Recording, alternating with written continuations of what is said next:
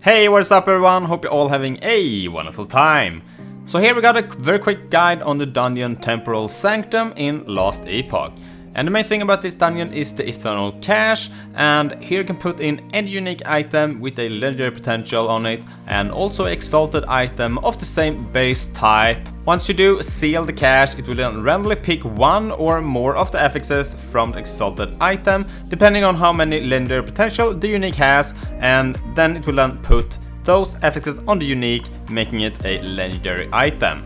And this dungeon also have 4 different boss specific unique drops. More about them later in the video.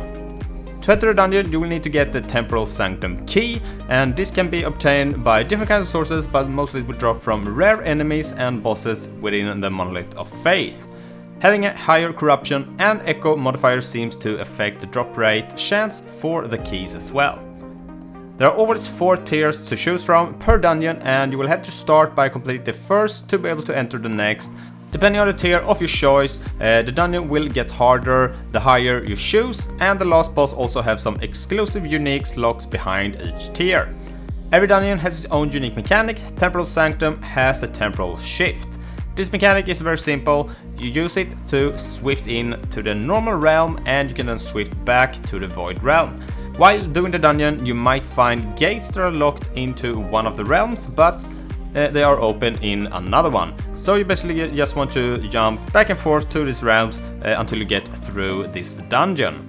And the dungeon got 2 levels and also a boss room, and every time you proceed to the next level you will get some modifiers that might affect the end result of the loot, and also boosting both the damage and health of enemies. The values on these are different depending on the tier you choose to run on the dungeon.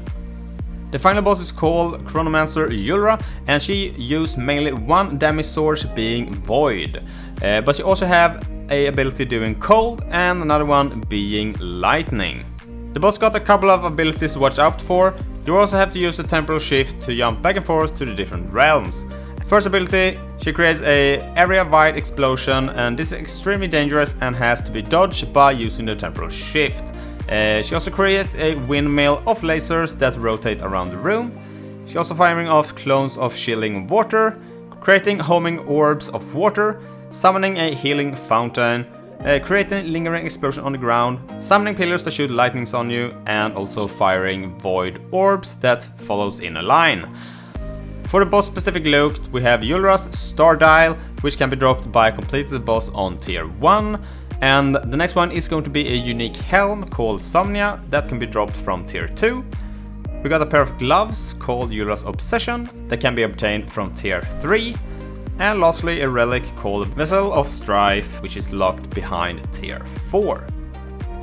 Once the boss is defeated, you will get access to the Eternal Cashe. And as I mentioned at the start, here you can then extract affixes from exalted item being a purple one, and this needs to have 4 unsealed affixes on it to be able to transfer them to a unique item with legendary potential.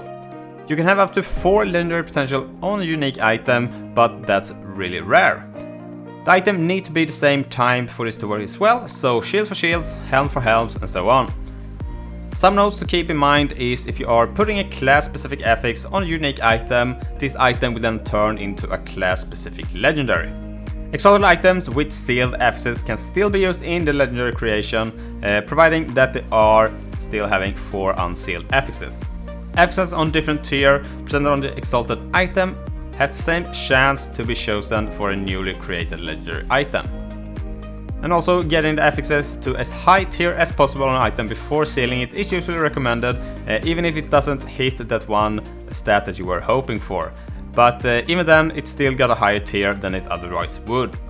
So there we have the quick guide on the Temporal Sanctum Dungeon.